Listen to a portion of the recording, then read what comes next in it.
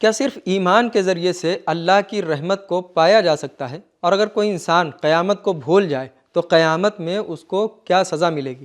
آئیے ان سوالوں کے جوابات تلاش کرتے ہیں سورہ جاثیہ کی آیتوں میں۔ اعوذ باللہ من الشیطان الرجیم، بسم اللہ الرحمن الرحیم۔ محترم ناظرین، سلام علیکم ورحمۃ اللہ وبرکاتہ۔ سبیل قرآن کی جانب سے پیش کیے جانے والے اس تفسیری پروگرام میں ایک بار پھر آپ کا خیر مقدم کرتے ہیں۔ سورہ جاثیہ کی تفسیر کا یہ 11واں ایپیسوڈ ہے، جس میں ہم سورہ جاثیہ کی آیت نمبر 30 سے آیت نمبر 34 تک کی تفسیر کو جانیں گے۔ تو آئیے اپنے اس سفر کا آغاز کرتے ہیں سورہ جاثیہ کی آیت نمبر 30 اور آیت نمبر 31 کی بہترین تلاوت اور اس کے ترجمے کے ساتھ۔ کتاب انزلناه الیک مبارک لیدبروا آیاته ولیتذکر اولو الالباب۔ بسم اللہ الرحمن الرحیم۔ فأما الذين آمنوا وعملوا الصالحات فيدخلهم ربهم في رحمته ذلك هو الفوز المبين وأما الذين كفروا أفلم تكن آياتي تتلى عليكم فاستكبرتم وكنتم قوما مجرمين۔ غرض جن لوگوں نے ایمان قبول کیا اور اچھے اچھے کام کیے تو ان کو ان کا پروردگار اپنی رحمت سے بہشت میں داخل کرے گا، یہی تو صریحی کامیابی ہے۔ اور جنہوں نے کفر اختیار کیا ان سے کہا جائے گا تو کیا تمہارے سامنے ہماری آیتیں نہیں پڑھی جاتی تھیں؟ ضرور تو تم نے تکبر کیا اور تم لوگ تو گنہگار ہو گئے۔ بہترین تلاوت اور ترجمے کو سن لینے کے بعد اب آئیے ان دونوں آیتوں کے نکات کو بھی غور سے سنتے ہیں۔ کتاب انزلناه الیک مبارک لیدبروا آیاته ولیتذکر۔ فوز کا معنی ہے کامیابی، سلامتی کے ساتھ خیر حاصل کرنا اور آرزو تک پہنچنا۔ لفظ فوز قرآن مجید میں مبین، عظیم اور کبیر جیسے کلمات کے ساتھ آیا ہے۔ اس آیت میں یدخلون فی الجنہ کے بجائے فرمایا فیدخلہم ربہم فی رحمتہ، یعنی صاحبان ایمان و عمل اللہ کے خاص لطف و رحمت کے دائرے میں ہیں۔ ایمان کے ساتھ نیک عمل کو بیان کیا گیا ہے، لیکن کفر کے ساتھ کوئی نیک کام بیان نہیں ہوا ہے۔ عربی زبان میں کسی لفظ کی جمع اگر الف اور لام کے ساتھ آئے تو اس کا معنی تمام لوگ یا اس جنس کی تمام چیزیں ہوتا ہے۔ مثال کے طور پر لفظ مساجد جس کا معنی ہے مسجدیں، لیکن المساجد کا معنی ہے تمام مسجدیں۔ قرآن مجید میں معمولاً ایمان کے ساتھ نیک عمل کو بیان کیا گیا ہے، وہ الصالحات کی صورت میں، یعنی مومن کے تمام کام نیک ہونے چاہیے۔ نکات کو سن لینے کے بعد اب آئیے دیکھتے ہیں کہ ان دونوں آیتوں میں کیا پیغامات پائے جاتے ہیں۔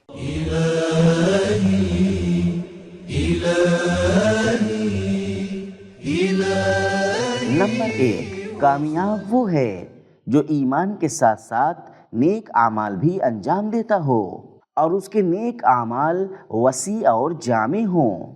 نمبر 2، اللہ کی رحمت کو بغیر ایمان اور نیک عمل کے پانا ممکن نہیں ہے۔ نمبر 3، سزا اور جزا ربوبیت کی شان ہے۔ نمبر 4، جنت اور اس کی نعمتیں اللہ کی رحمت کے جلوے ہیں۔ نمبر 5، کامیاب وہ ہے جس کی عاقبت اچھی ہو۔ نمبر 6، انسان فطری طور پر کامیابی چاہتا ہے اور قرآن مجید انسان کو حقیقی کامیابی کی نشاندہی کرتا ہے۔ نمبر 7، کفر کی جڑ تکبر ہے۔ نمبر 8، فوری طور پر تکبر کر جانا ہٹ دھرمی کی علامت ہے۔ نمبر 9، جرم اور گناہ کی جڑ کفر اور تکبر ہے۔ 2 آیتوں کی تفسیر جان لینے کے بعد مزید 3 آیتوں یعنی آیت نمبر 32، آیت نمبر 33 اور آیت نمبر 34 کی تفسیر کو بھی جاننے کے لیے سب سے پہلے ان کی تلاوت اور ترجمے کو غور سے سنتے ہیں۔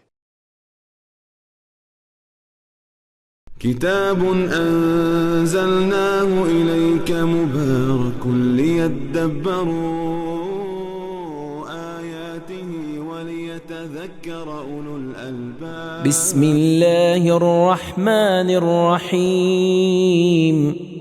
وَإِذَا قِيلَ إِنَّ وَعْدَ اللَّهِ حَقٌّ وَالسَّاعَةُ لَا رَيْبَ فِيهَا قُلْتُم مَّا نَدْرِي مَا السَّاعَةُ إِن نَّظُنُّ إِلَّا ظَنًّا وَمَا نَحْنُ بِمُسْتَيْقِنِينَ وَبَدَا لَهُمْ سَيِّئَاتُ مَا عَمِلُوا وَحَاقَ بِهِم مَّا كَانُوا بِهِ يَسْتَهْزِئُونَ وَقِيلَ الْيَوْمَ نَنسَاكُمْ كَمَا نَسِيتُمْ لِقَاءَ يَوْمِكُمْ هَٰذَا وَمَأْوَاكُمُ النَّارُ وَمَا لَكُم مِّن نَّاصِرِينَ۔ اور جب تم سے کہا جاتا تھا کہ خدا کا وعدہ سچا ہے اور قیامت کے آنے میں کچھ شبہ نہیں، تو تم کہتے تھے کہ ہم نہیں جانتے کہ قیامت کیا چیز ہے، ہم تو بس اسے ایک خیالی بات سمجھتے ہیں اور ہم تو اس کا یقین نہیں رکھتے۔ اور ان کی کرتوتوں کی برائیاں ان پر ظاہر ہو جائیں گی، اور جس عذاب کی یہ ہنسی اڑایا کرتے تھے انہیں ہر طرف سے گھیر لے گا۔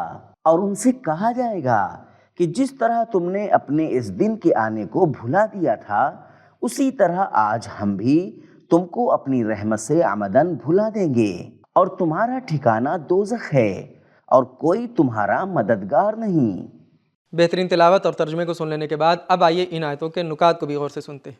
كتاب أنزلناه إليك مبارك ليدبروا آياته وليتذكروا۔ کافر کی علامت ہے شک کرنا اور مومن کی علامت ہے سوال کرنا اور یقین تک پہنچنا۔ کبھی کبھی ایک چھوٹے سے گناہ کا بہت زیادہ نقصان ہوتا ہے۔ مثال کے طور پر کوئی شخص کسی ہال کی لائٹ بجھا دے تو ظاہر میں تو صرف ایک غلط کام کیا ہے، لیکن اس کے اس عمل کے بہت سے نقصانات ہیں۔ اندھیرے کی وجہ سے کچھ لوگ ڈر جائیں گے، کچھ لوگ اپنا لباس یا جوتے گم کر دیں گے، کچھ لوگ دوسروں کو کچل دیں گے، کچھ لوگ کھمبوں میں لڑ جائیں گے، اور ہو سکتا ہے اندھیرے کی وجہ سے چوری اور دوسری برائیاں انجام پا جائیں۔ یہ ساری چیزیں صرف ایک غلط عمل کا نتیجہ ہیں، لہذا قیامت کے دن گناہ کے تمام آثار کا حساب ہوگا۔ اللہ کے بھلا دینے سے مراد یہ ہے کہ قیامت کے دن قیامت سے غافل رہنے والے لوگوں کے ساتھ بھولے ہوئے لوگوں جیسا برتاؤ کیا جائے گا، اور اللہ ان لوگوں کو انہی کے حال پر چھوڑ دے گا، وگرنہ اللہ کسی چیز کسی بھی شخص کو ہرگز بھولتا نہیں ہے۔ وَمَا كَانَ رَبُّكَ نَسِيًّا، سورہ مریم آیت نمبر 64۔ نکات کو سن لینے کے بعد اب آئیے دیکھتے ہیں کہ سورہ جاسیہ کی یہ 3 آیتیں ہمیں کیا پیغامات دیتی ہیں۔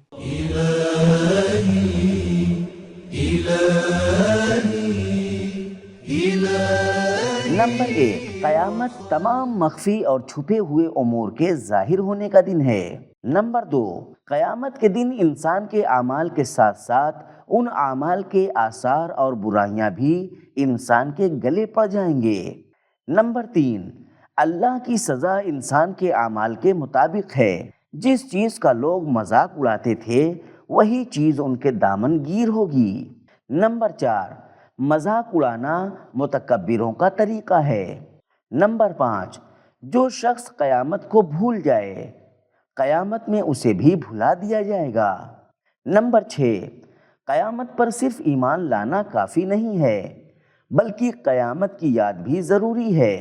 تو محترم ناظرین، ہم نے سورہ جاسیہ کی آیت نمبر 34 تک کی تفسیر کو جان لیا اور ساتھ ہی اپنے سوالوں کے جوابات بھی جان لی۔ تو ہمارے پہلے سوال کا جواب یہ تھا کہ اللہ کی رحمت کو پانے کے لیے صرف ایمان کافی نہیں ہے بلکہ ایمان کے ساتھ ساتھ نیک اعمال کا ہونا بھی ضروری ہے۔ اور ہمارے دوسرے سوال کا جواب یہ تھا کہ اگر کوئی شخص قیامت کو بھول جائے تو قیامت میں اسے بھی بھلا دیا جائے گا۔ تو ناظرین، اکثر آپ نے سنا ہوگا کہ کچھ لوگ کہتے ہیں کہ عقیدہ اچھا ہونا چاہیے، اعمال کرے یا نہ کرے۔ تو آپ کو کیا لگتا ہے، ایسے لوگوں کی باتیں قرآن مجید کے خلاف ہیں یا نہیں؟ جواب کمنٹ میں ضرور بتائیں۔ ملتے ہیں اگلے ایپیسوڈ میں، تب تک کے لیے شکریہ، خدا حافظ۔